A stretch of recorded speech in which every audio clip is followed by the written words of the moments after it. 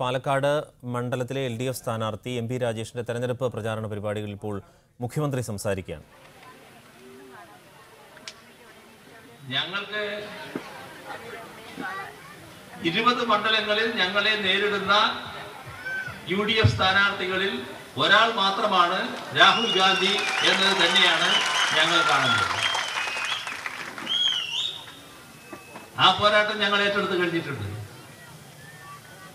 പക്ഷെ നിങ്ങൾ എന്ത് സന്ദേശം നൽകുന്നു? BJPയോട് മത്സരിക്കാതെ ഇടതുപക്ഷത്തെയാണ് രാജ്യത്ത് തകർക്കേണ്ടതെന്ന സന്ദേശം. ഇന്നത്തെ ഇന്ത്യ രാജ്യത്ത് ഇടതുപക്ഷമാണോ തകർക്കപ്പെടേണ്ട ശക്തി? മതനിരപേക്ഷത വലിയ തോതിൽ വെല്ലുവിളിക്കപ്പെട്ടപ്പോ ഒരുപാട് ആക്രമണ പരമ്പരകൾ രാജ്യത്തിന്റെ വിവിധ ഭാഗങ്ങളിൽ ഉണ്ടായപ്പോ ഇടതുപക്ഷം സ്വീകരിച്ച നിലപാട് എല്ലാ മതനിരപേക്ഷ ചിന്താഗതിക്കാരും അത്യധികം ആവേശത്തോടെയാണ് ഏറ്റുവാങ്ങിയിട്ടുള്ളത്. അതിനെ പ്രശംസിക്കുകയാണ് ചെയ്തിട്ടുള്ളത്. ഏതെങ്കിലും ഒരു ഘട്ടത്തിൽ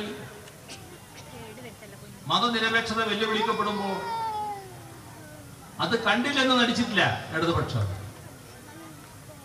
ശക്തമായി എതിർക്കാൻ, അതിനെ തുറന്നു കാട്ടാൻ, വർഗീയതയോട് വിട്ടുവീഴ്ചയില്ലാത്ത നിലപാട് സ്വീകരിക്കാൻ ഇടതുപക്ഷം തയ്യാറായിട്ടുണ്ട്. ആ ഇടതുപക്ഷത്തെയാണ് രാജ്യത്ത് തകർക്കേണ്ടത് എന്ന സന്ദേശം നൽകാൻ നിങ്ങൾ തയ്യാറാകുന്നു എന്ന് വരുമ്പോ ദേശീയ രാഷ്ട്രീയത്തിന്റെ എന്ത് സത്തയാണ് നിങ്ങൾ ഉൾക്കൊണ്ടിട്ടുള്ളത്? അതാണ് പ്രശ്നം.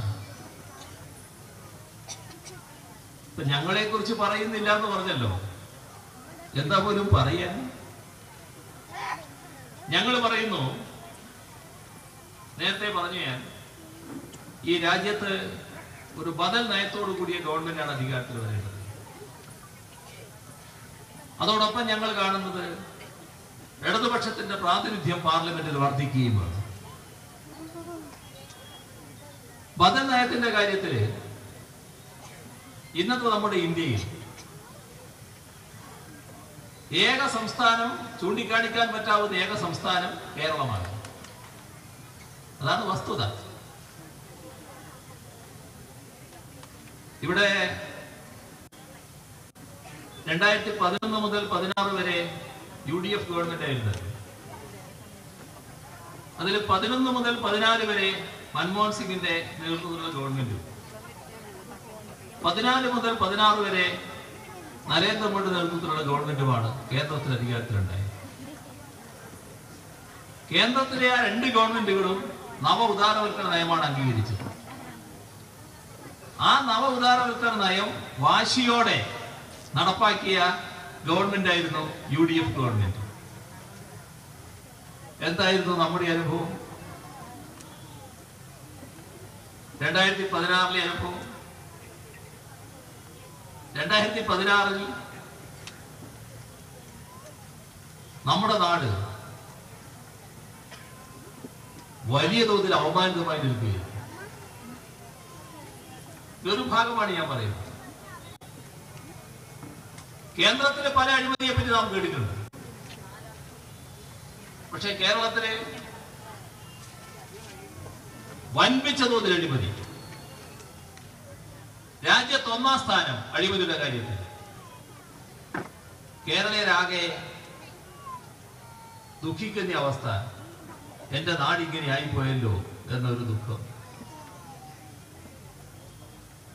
ഇപ്പോ LDF ഗവൺമെന്റ് 2016 അധികാരത്തിൽ വന്നിട്ട് 3 വർഷം തികയാൻ പോകുന്നു. തികഞ്ഞില്ല, തികയാനിരിക്കുന്നു. എന്താ മാറ്റം? അന്ന് അഴിമതിയിൽ 1ാം സ്ഥാനം ഇന്ത്യയിൽ.